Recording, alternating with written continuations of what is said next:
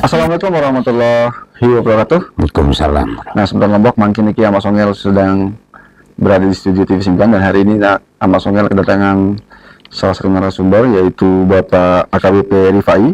Beliau menjabat saat ini sebagai Direktur Tahti Polda Nusa Tenggara Barat.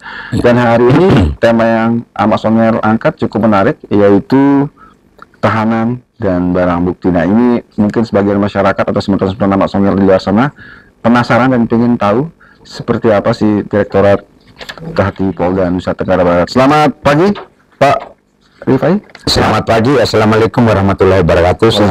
Sehat ya? Alhamdulillah. Hari ini kayaknya cukup semangat sekali. Karena mohon maaf ini Pak AKBP Rifai, ini masyarakat umum juga perlu tahu sebenarnya Direktorat Tahti Polda Nusa Tenggara Barat seperti apa sebenarnya. Jadi bisa nggak Pak Rifai menjelaskan mungkin sedikit tugas dan tanggung jawab Direktorat Perawatan Tahanan dan Barang Bukti di Polda Nusa Tenggara Barat sendiri? Seperti apa? Terima kasih. Tentunya kehadiran kita di sini berdasarkan satu permintaan dari rekan-rekan Bithumas untuk kami di jajaran Direktorat Tahanan dan Barang Bukti ini untuk bisa mengimplementasikan dan mensosialisasikan program-program kegiatan kami yang berkaitan dengan tugas pokok kami. Sehingga pada kemarin saya menerima surat permintaan sebagai narasumber, sehingga saya hadir di sini secara langsung untuk bisa mensosialisasikan sesuai dengan tema yang diminta. Itu adalah pengelolaan barang bukti yang berbasis aplikasi digital. Ya, kebetulan kami dari jajaran di Tahti Polda NTB sesungguhnya sudah melaksanakan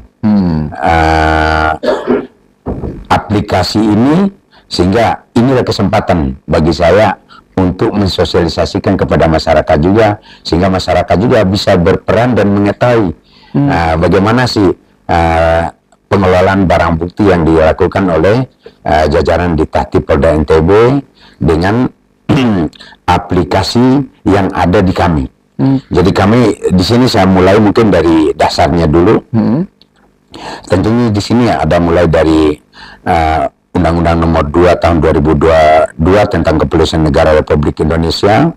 Sudah itu diimplementasikan untuk tugas pokok kami itu ada di untuk pengelolaan barang bukti itu ada di Undang-Undang Perkap Nomor 8 Tahun 2014 tentang perubahan atas Peraturan Kepala Kepolisian Negara Republik Indonesia Nomor 10 Tahun 2010 tentang pengelolaan barang bukti di lingkungan Kepolisian Negara Republik Indonesia.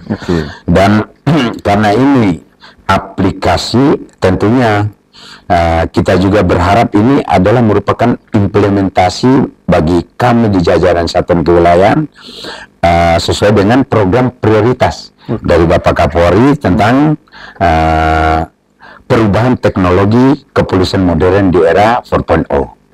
Jadi dan penjabaran daripada peraturan Menteri Pan-RB juga nomor 91 tahun 2021 tentang pembinaan inovasi pelayanan publik. Dan kami sendiri di jajaran di Tahti Polda NTB sudah mengimplementasikan dengan peraturan Kepala Kepolisian Daerah NTB nomor 531 tentang mekanisme penerimaan, penyimpanan dan pengelolaan barang temuan barang bukti di lingkungan di Tahti Polda NTB. Dan kami juga sudah menyusun satu standar baku tentang bagaimana mengimplementasikan aplikasi ini sebagai bentuk kami melaksanakan hasil komanderis dari Bapak Kapolda NTB, Bapak Irjen Pol Hadi Gunawan Mesika, perihal peningkatan kualitas pelayanan publik di lingkungan Polri Polda NTB. Kami dalam membangun aplikasi ini tentunya tidak serta-merta. Jadi kami melihat dari persoalan, ada beberapa persoalan yang kami hadapi untuk kita eksekusi Sehingga ini menjadi satu program unggulan dan mempermudah bagi masyarakat untuk mendapatkan informasi mengenai barang bukti yang dikelola oleh rekan-rekan penyidik atau aparat penegak hukum lain yang ada dan dititip perawat pada Ditati Polda NTB. Ini yang pertama persoalannya bahwa pelaksanaan tugas pengelolaan barang bukti, ya kami melihat ini belum maksimal dan ini selalu menjadi temuan-temuan yang menjadi bumerang juga bagi kami untuk menyelesaikan persoalan ini. Yang pertama itu karena apa?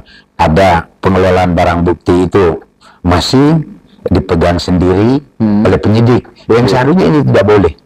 Jadi harus ke Direktorat Tahti selesai dengan tugas pokoknya, sehingga hal ini juga dimungkinkan akan terjadi penyimpangan, akan terjadi maladministrasi, dan kami juga tidak secepat akan bisa mengakses dan memberikan informasi ketika ada masyarakat untuk mau mengetahui apa saja sih barang bukti yang ada di Polda NTB ini. Apakah barang bukti yang disita itu sudah sesuai enggak?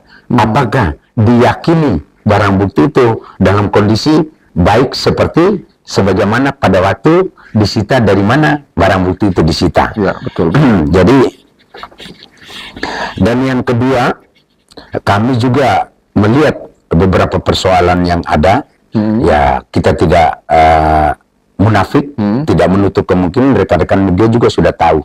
Banyak ada barang bukti mungkin yang sudah disita, malah ada yang disalahgunakan. Betul. Ya, ada oknum ya, itu untuk ini mengantisipasi hal-hal seperti itu.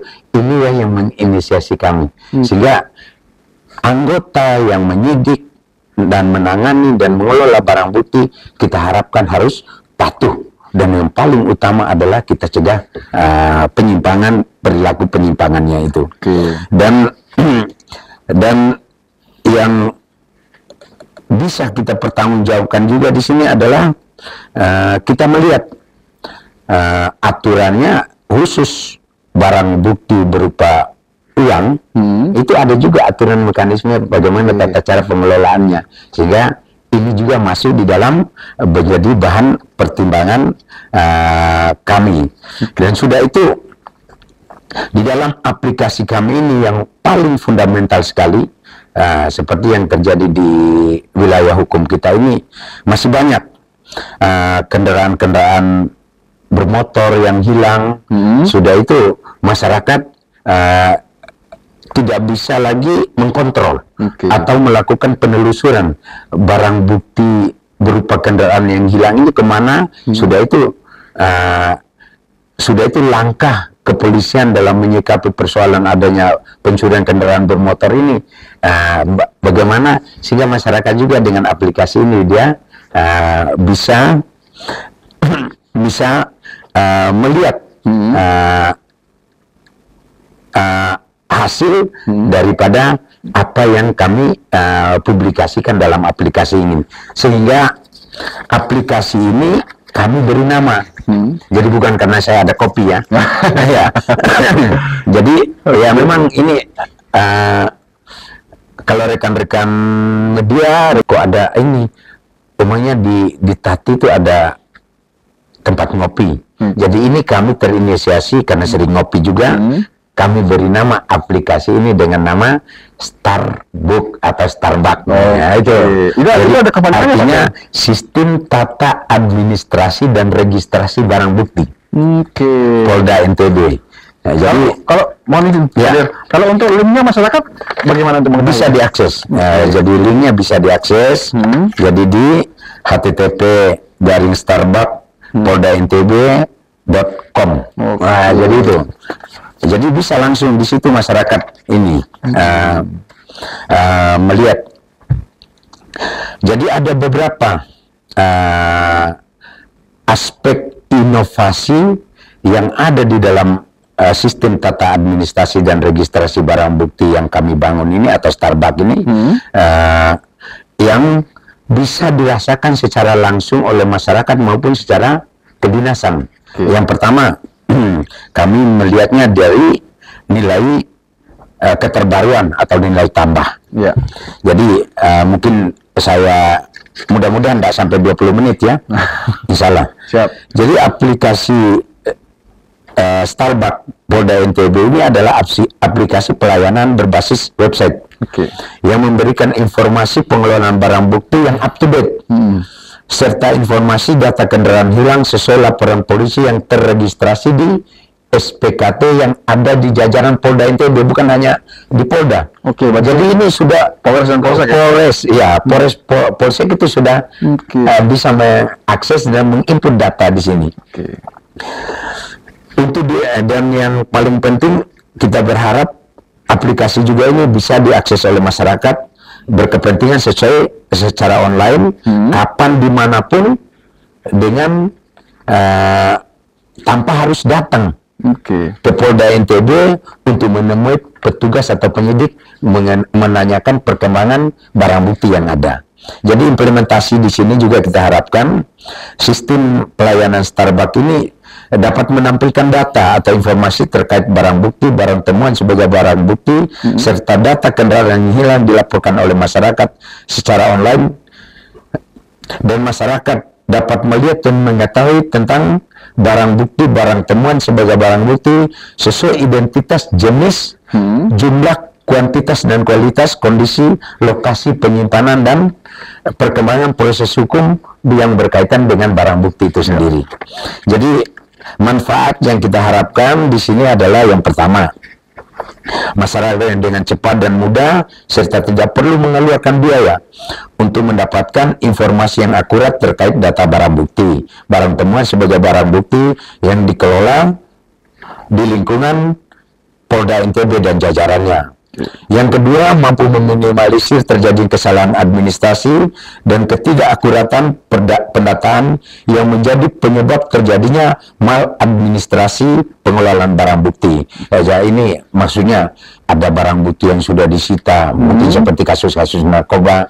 Ya, jadi kok masyarakat menduga kok ini ada barang bukti, ada yang dijual kembali. Jadi ini kami bisa pertanggungjawabkan karena barang bukti itu sudah bisa diakses dan kondisi barang bukti itu kita yakini sesuai dengan apa yang disita. Jadi kalau terjadi ada perbuatan penyimpangan, kalau memang tidak ada, ya kami katakan itu tidak ada yang kami kelola. Dan saya potong sedikit. Ini apakah bagian dari keterbukaan informasi publik dari Polda Nusa Tenggara Barat sendiri? Ini adalah wujud nyata kita membuka diri, merupakan bagian daripada keterbukaan informasi publik. Karena kita mempublikasikan seluas-luasnya, sejujur-jujurnya, seakuntabel mungkin kepada masyarakat tentang barang bukti yang dikelola dan disimpan dan ditangani oleh penyidik dan dititipkan pada Ditati dan Satpati Polres jajaran di Polda NTB ini.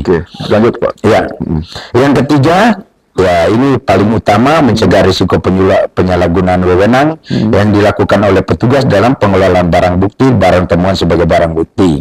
Yang keempat, akses data kendaraan yang hilang yang ada pada website itu dapat mempermudah koordinasi dan kerjasama ketika ada laporan kendaraan curanmor yang terjadi. Jadi sehingga secara cepat informasi ini disebarluaskan dan anggota-anggota yang ataupun masyarakat yang melihat yang membuka website ini dengan melihat jenis kendaraan yang dilaporkan bisa secara langsung berperan secara aktif untuk melaporkan ke petugas untuk dilakukan pengungkapannya. Dan ini replikasi inovasi ini yang awalnya kami bangun terbatas untuk jajaran Ditati Polda NTB yang khusus menyimpan barang bukti mulai dari reserse kriminal umum, reserse narkoba, reserse kriminal khusus, direktorat lalu lintas, direktorat Polairut. Tapi ternyata berdasarkan petunjuk yang disampaikan oleh Bapak Kapolda, sehingga kami merevisi supaya masyarakat secara luas yang ada di jajaran Polda NTB juga diharapkan bisa mengakses, sehingga kami replikasi inovasi ini sehingga jajaran sudah udah bisa mengakses ini dan membuka, dan masing-masing jajaran itu sudah ada admin yang kami susun, dan kami beri nama kalau di jajaran itu adalah admin lokal. Kalau di admin pusatnya itu ada di Tati. Mereka hanya bisa menghimpun data, tapi tidak bisa menghapus data. Kalau nanti barang bukti ini mungkin sudah tahap 2 ya, penyerahan tersangka dan barang bukti, yang bisa memberi kode penghapusan bahwa barang bukti itu sudah tidak dikelola lagi oleh Ditati itu hanya dari Ditati. Jadi tidak ada lagi kecurigaan masyarakat ya. Oh, aku ada barang ini, masih ada barang bukti yang ini kok yang dikelola oleh Polda, kemarin ada ditemukan di sini. Ternyata barang bukti itu sudah ada pelimpahan dan sudah selesai secara hukum. Ya itu. Ini ada beberapa strategi yang kami kembangkan di sini, mulai dari strategi institusionalnya. Ya, ini kami sebelum membangun aplikasi ini memang sudah ada, kami menyusun SOP tentang pengelolaan barang bukti. Sudah itu keputusan Kapolda NTB 792 tentang implementasi bagaimana mekanisme tata cara kerja sistem administrasi dan registrasi barang bukti ini. Sudah itu strategi manajerialnya adalah ya kami sudah lakukan ini, dan ada dari TV One pada waktu itu meliput kami sendiri pada waktu kami melaksanakan Lakatpuan tentang pengelolaan barang bukti di lingkungan Polda NTB ini di Lombok, Aston ya. Aston, Levi ya, yang Leti yang hadir pada waktu itu.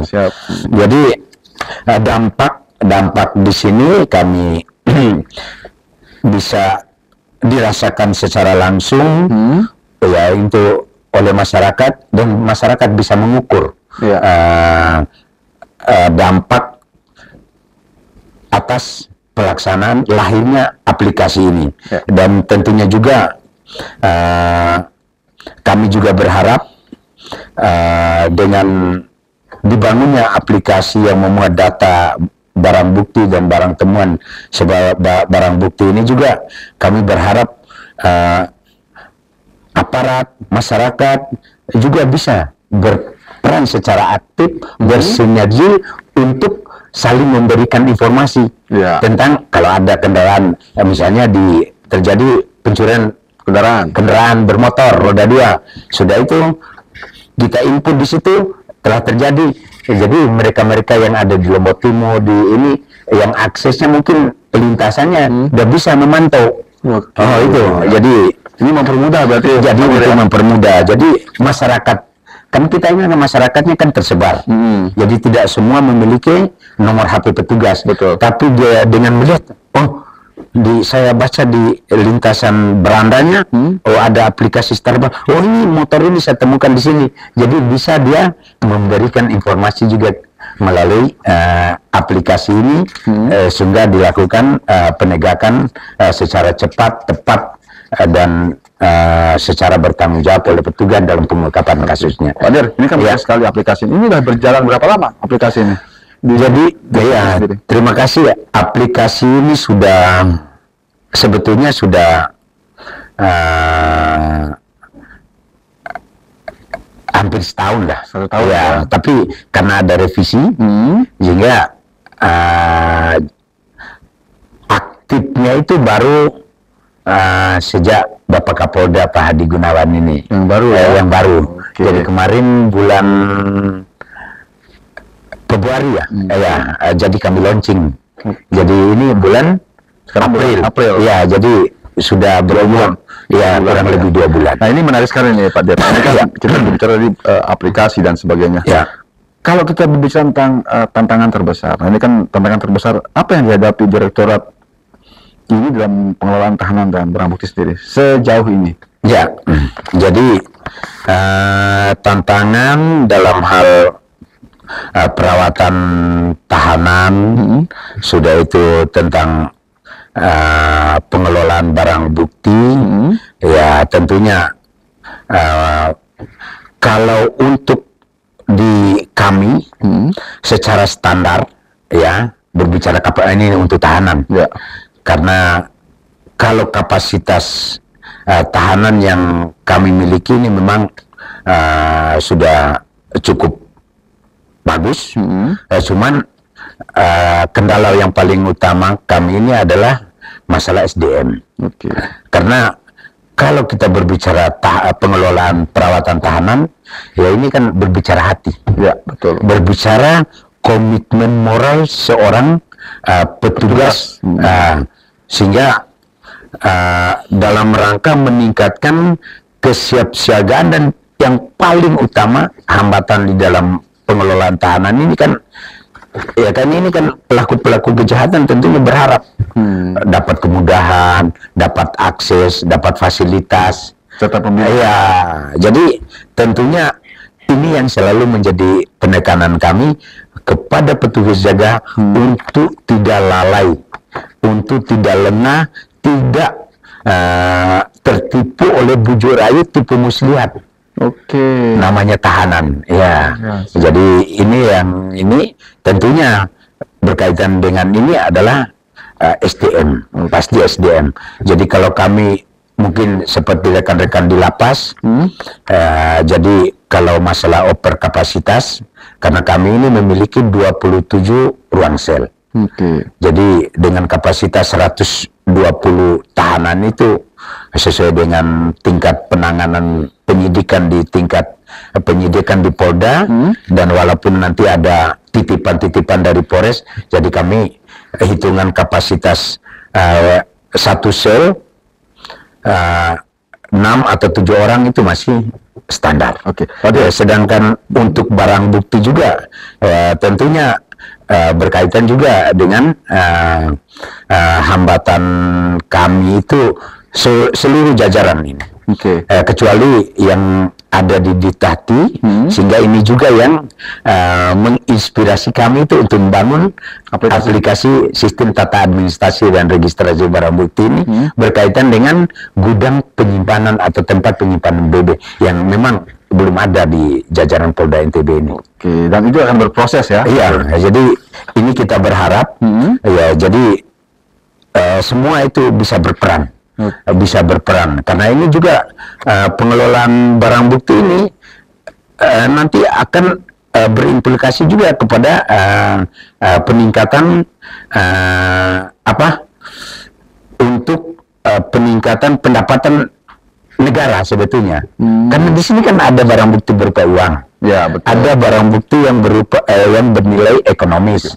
Jadi kalau ini ditata kelola dengan sebaik-baik, akan juga berimplikasi pada ekonomi inklusif, peningkatan kinerja ekonomi untuk kesejahteraan dan kemanfaatan bagi masyarakat untuk pembangunan. Pak Dir, ini kan kita berbicara tentang tahanan ya.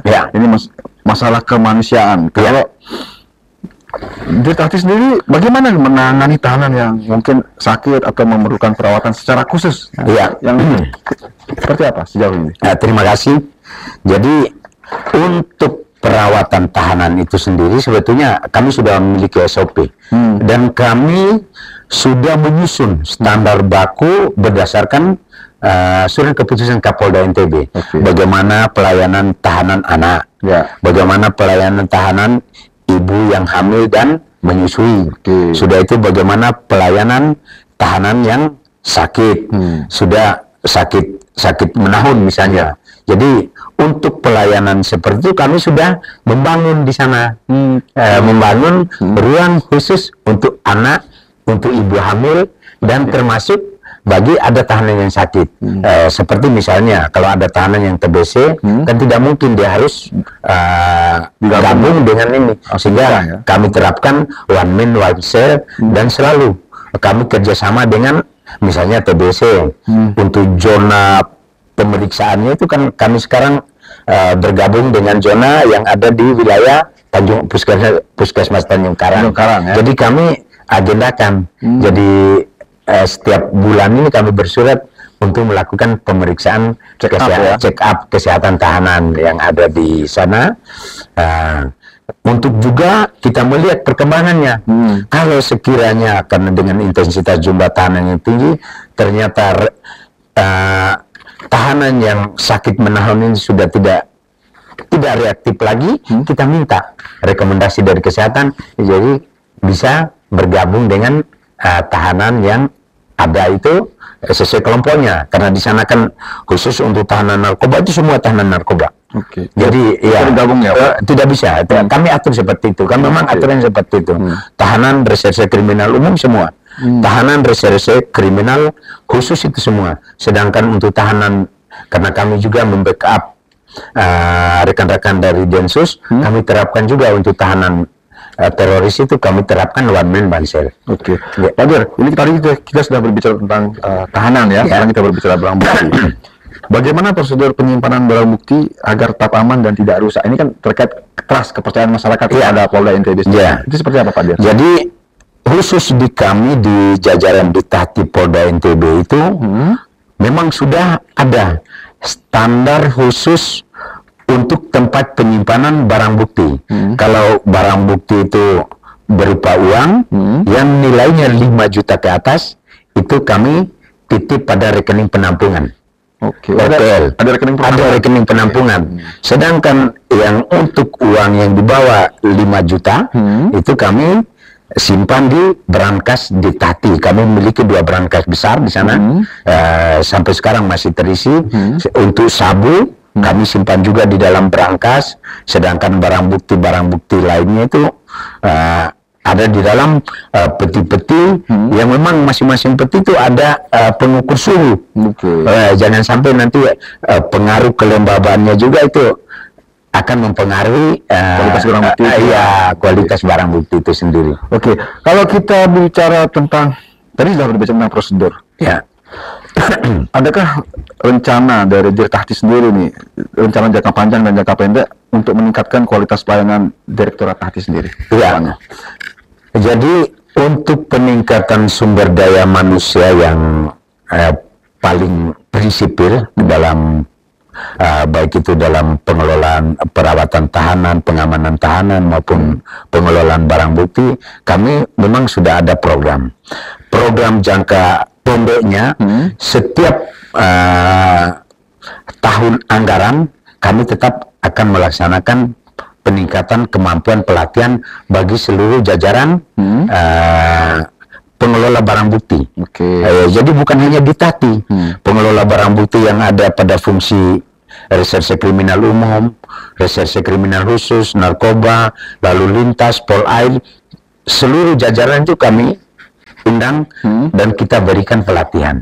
Sedangkan untuk jangka menengahnya, ya kita udah kerjasama dan melaporkan kepada SDM untuk direncanakan pelatihan peningkatan kemampuan, dan alhamdulillah tahun ini kami akan melaksanakan pelatihan peningkatan kemampuan bagi seluruh anggota Polri yang ada berkaitan dengan tugas pokok fungsi ini.